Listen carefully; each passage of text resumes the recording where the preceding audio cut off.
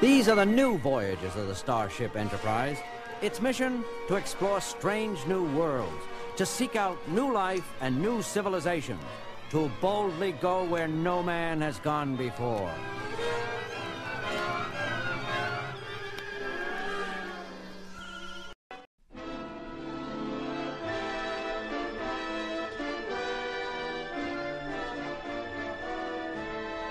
Captain's log, stardate 54-4. Bones, can't you keep that thing quiet? Sorry, Jim. Doesn't like a cage. Captain's log, stardate 5440. We have been assigned to... Meow. Bones! All right, Jim. I'll take it down to sickbay and house it with our experimental animals. Just remember, I was prepared to treat an ambassador, not to babysit an ill-tempered tabby. I understand, Bones. We're all upset about it. Yeoman, give me a hand with this, will you, please? Yes, sir. I confess, Captain, that for a change, I find myself empathizing with Dr. McCoy. This is a considerable disappointment. For me, too, Spock. Captain's log, stardate 5440. The Enterprise has been ordered to transport the pt1 of the Mauavian ambassador from Centaurus base to his home world of Maouv. We are proceeding on course as rapidly as possible. Mr. Sulu. Captain? How long till orbit insertion around Maouv? Approximately 2 standard weeks, 6 hours, 30 minutes, sir. 2 weeks. Removing a Starfleet cruiser from commission for 2 weeks just to pamper someone's pet. It does seem rather extraordinary, Captain, but then the Moavian situation is extremely delicate. At the moment, they are neutral. But since they lie near both the Federation and the Klingon Empire, it seems certain they will eventually ally themselves with one or the other. The Moavians are an advanced, logical people. Logical? Do you call the Moavian ambassador's concern over his pet logical? Logic and affection are not necessarily mutually exclusive, Captain. I speak from personal experience. I had a pet sailot once that... Maybe so, Spock, but when you expect to play host to a full ambassador and find yourself carrying a cross between a nervous bobcat and a furry lizard... Kirk here. Jim, you were worried about this being a dull trip? What's happened, Bones? Yeoman Prentice and I were moving the Waul into sickbay. We bumped into a wall making the turn, and apparently the Waul panicked. We dropped the cage, and the blasted latch broke. The Waul got out. Got out? All right. Where is it now? That's the trouble, Jim. We don't know. You know how timid it's been since the Moavian crew sent it aboard.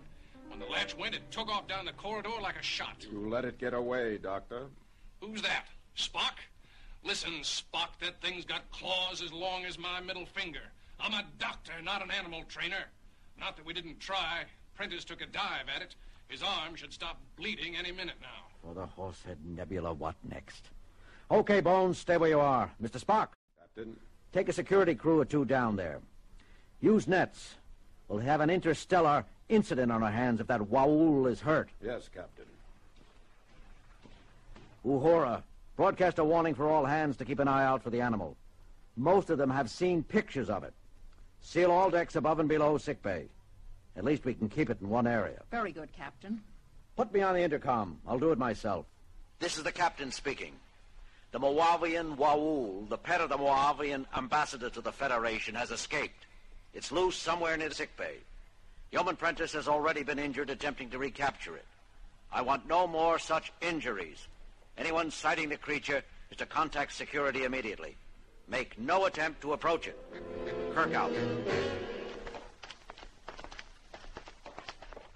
Where did you last see it, Doctor? Took the branch to the left, Spock.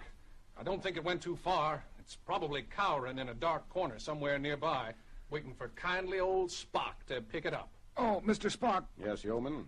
See this arm? If you're going to pick it up, do it carefully. I'll remember that, Yeoman. Spock? Did I just hear you yowl? Yowl? Dr. McCoy, meow, sure I don't know what you're talking about. There, you did it again. Really, Doctor, I hardly think this is the time for levity. You with the nets, stand ready. Half of the group will scan each room, while the rest of you block any exit. Clear? All right, sir. Yes, sir. Okay. Prentice, did you hear it too? You hear what? Is that so? You better pay more attention, yeoman, or you'll never rise above. Good Hippocrates. Did I just growl at you, Prentice? Meow. Holy reaction. Me too.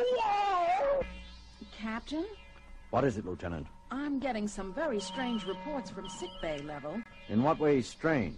Well, sir, there are several reports of fights breaking out among the crew. Fighting? Yes, sir, but that's not what's so peculiar.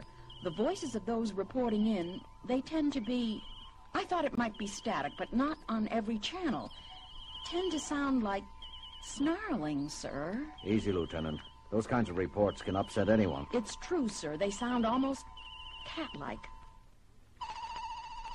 Wait a second. Here's another one. Put it on the bridge speakers, Lieutenant.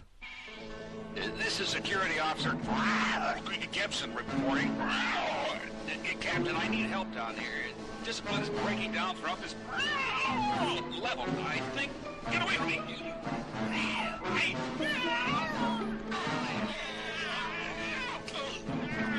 Gibson, this is the captain speaking. Report. That's enough, Lieutenant.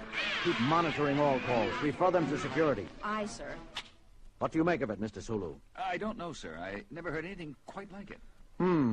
Lieutenant Uhura, locate Mr. Spock. I want to find out what's going on down. That won't be necessary, Captain. That you, Mr. Spock? What in heaven's name happened? Happened, Captain? Oh, you mean these scratches? Scratches? Spock, your arms. The upper half of your uniform. It's difficult to say precisely, Captain. We thought we detected the crying of the Waul in a small storage chamber. I set a cordon of men with nets to block off the only entrance. We started to go in after it when... Yes, Spock? I'm not sure. I experienced a sudden desire to run, to hide. It was fear, but not in the logical sense. It was entirely instinctive and irrational. I found myself striking out around me, desperately. The others were doing the same.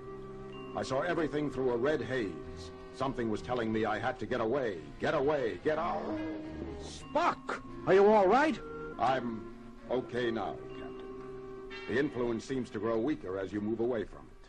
What influence? That, Captain, is exactly what I'd like to know. Captain, I told you to hold any further reports of conflict, Lieutenant. This isn't a combat report, sir. It's Dr. McCoy. Bones, put him through. Jim, what's going on? I've got cases of lacerations and bruises piling up down here faster than Chappell and I can treat them. Some of the injured are violent. I'm having a hard time keeping them under sedation. Bones, did you just snarl?